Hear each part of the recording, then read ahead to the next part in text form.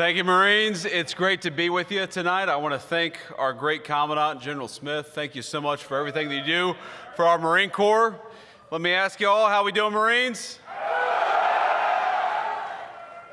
That was pretty good. How we doing, Marines? That was better. That was better. Well, I figured I'd just stand up here and tell a lot of stories about the Marine Corps, because what else should we do when we're among friends on the 250th birthday of the United States Marine Corps than talk about the incredible stories that make our Corps great? And I'm so proud to be here. I'm so proud to be the first Vice President of the United States to have been a United States Marine.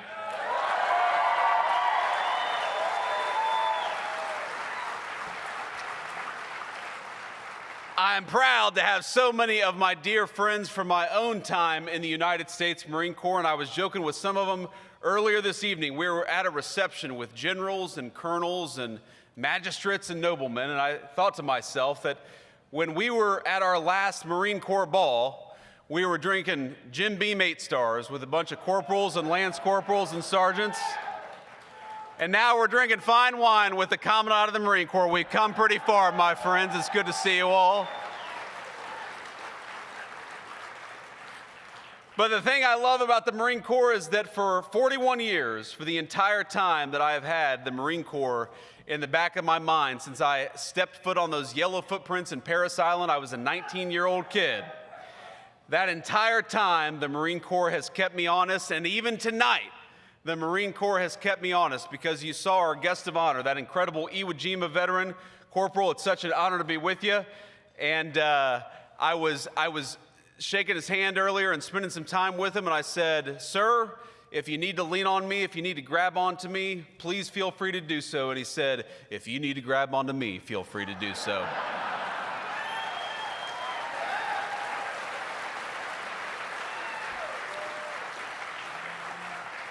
And then I shook the hand of his fellow Iwo Jima veteran, because we have a corpsman here who served in Iwo Jima. And how much, Marines, do we love our corpsmen who keep us safe?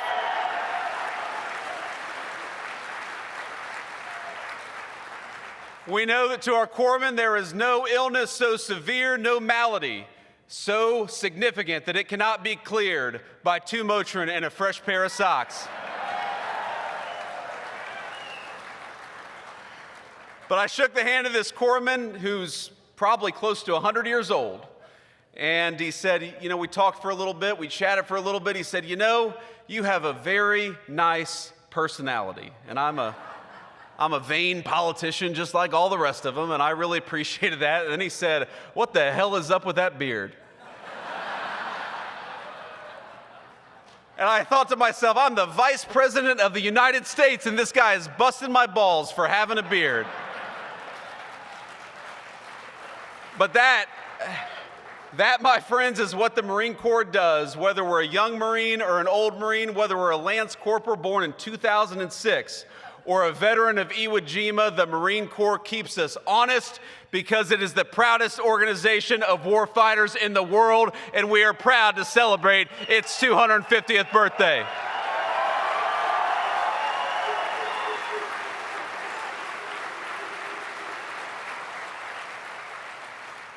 Now, I got this great big speech here. I could talk about Dan Daly. I could talk about Chesty Puller. I could talk about John Basilone. I could talk about all of the incredible Marines. I could talk about my friends, some of whom came home from Iraq or Afghanistan, and a couple of whom didn't.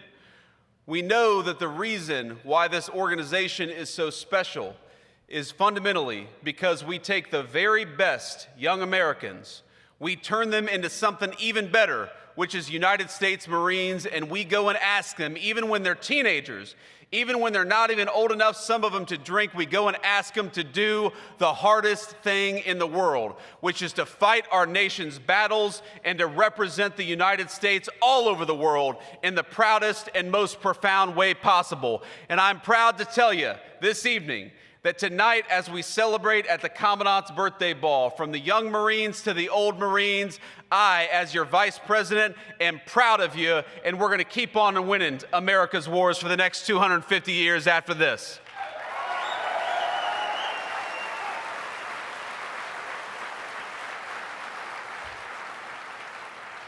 Now, I remember when my cousin Rachel, she's my older cousin, my grandmother's eldest grandchild, when she encouraged me to enlist in the United States Marine Corps, and at the time it sounded like the craziest idea I had ever heard.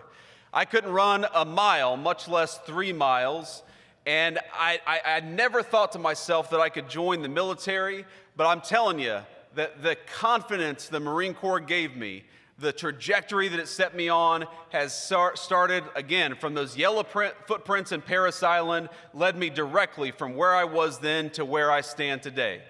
And it wasn't always an easy journey, of course, these things never are, but I remember, for example, my very first Marine Corps birthday as a young recruit in Parris Island. I went to boot camp in September of 2003, and so, of course, my first Marine Corps birthday was in Parris Island. Now, I'll tell you a little story. At the time, I thought that I was deathly allergic to shellfish. And the reason I thought I was deathly allergic to shellfish is because when I was 16 or 17, I had some terrible allergic reaction. I assumed it was because of shellfish, and for 2 years, I had not touched shellfish. I thought it was the thing that was going to kill me. And so on November the 10th in Parris Island, South Carolina, I was sitting there and they served steak and lobster. And y'all know, y'all were recruits. You know how hungry young recruits get? And I thought to myself, well, on the one hand, I could be hungry and maybe save my life. On the other hand, I could roll the die with this lobster, and the very worst thing that's probably going to happen to me is a corpsman's going to take care of me. I'll get to sleep in tomorrow. And so what did my dumbass do? I ate the lobster, and I was fine, and I haven't been allergic to shellfish ever since. So one of the great things the Marine Corps can do is it can apparently cure a shellfish allergy. There are so many things I'm proud of about this Corps. One of the things I'm proud of is that the attitude and the life of service continues from the people who become generals in our Marine Corps to sergeant majors in our Marine Corps to the people who get out and lead in the civilian world. My dear friend Dave Warrington is here, the White House counsel. I'm going to embarrass Dave a little bit because though he's one of the most important people in our White House team, a brilliant lawyer, a very proud Marine, I didn't know until tonight that young David, his son, is a captain of Marines, and he's here with us tonight. So let's give it up for a family of service. There he is.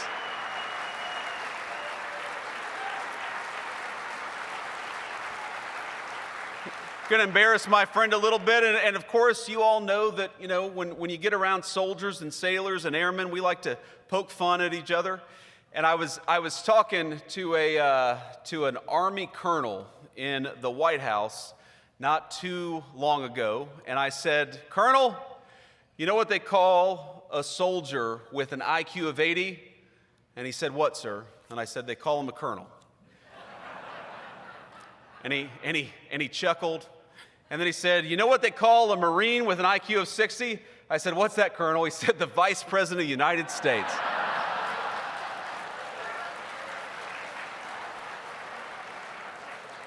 And guess what, Colonel? I've got the last laugh because your ass is going to Siberia on diplomatic duty. So I hope you had your fun in the West Wing, but unfortunately, I get the final say. That's one of the good things about this job. But let me just say, first of all, from our Department of War Secretary, Pete Hegseth, a great soldier, but a person I know who loves the Marines deeply, and of course from the President of the United States.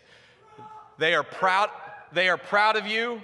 They know that the United States Marine Corps is the greatest weapon the political leadership of this country has. And when you hear this phrase, peace through strength, we are fighting for peace every single day in the White House, every single day in the Oval Office. We achieve peace because you, the Marine Corps, are our strength, and we won't forget it, and we never have. Thank you, Marines.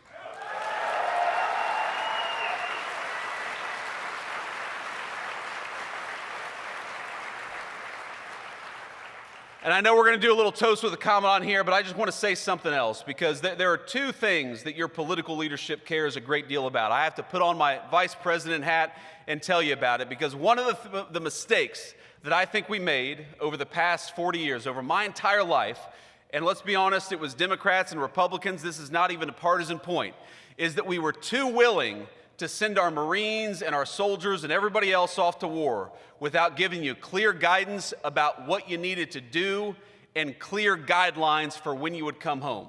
And that is one thing the President of the United States and everybody in the White House, we promise we will never do.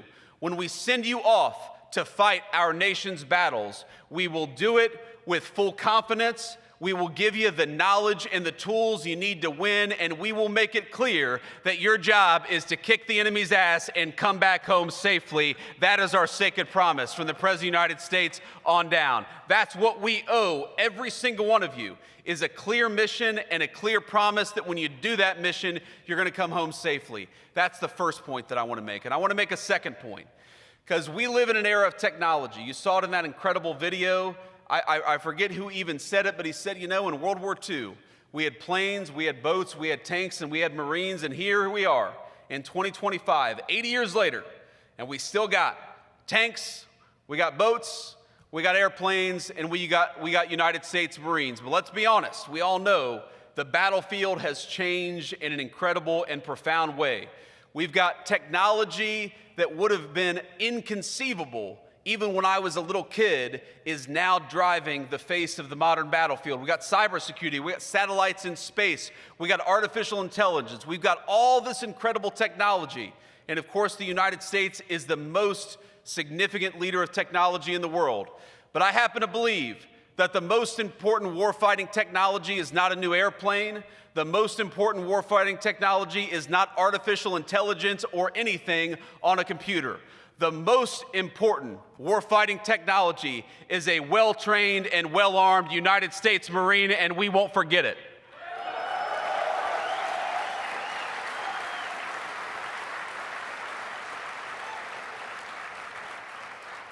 So let me say, Marines, at the age of 250, not a single one of you looks older than 249.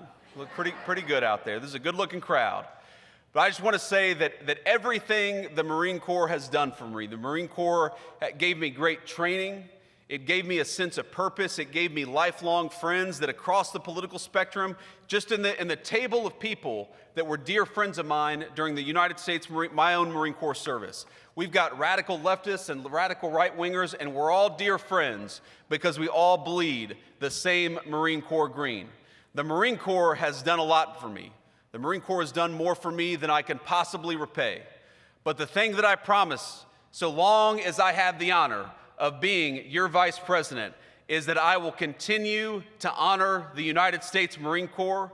I will continue to remember that you are the most profound warfighting technology that exists on the planet Earth, and I will fight every single day on this 250th birthday of the United States Marines to make sure that the next 250 years is just as damn proud as the first 250. Happy birthday, Marines. It's an honor to be with you.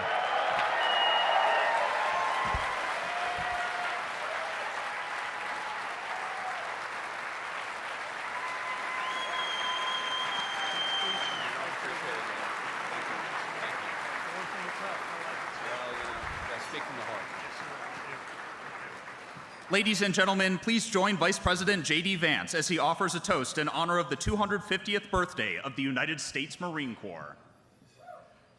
All right, Marines, I'm going to keep this simple and keep this sweet because I'm the last thing standing between you and a very delicious glass of champagne. But let's raise our glass from Chesty Puller to everybody else, for every Marine who came home and every Marine who didn't. Here's to 250 more years of our glorious Marine Corps. God bless you.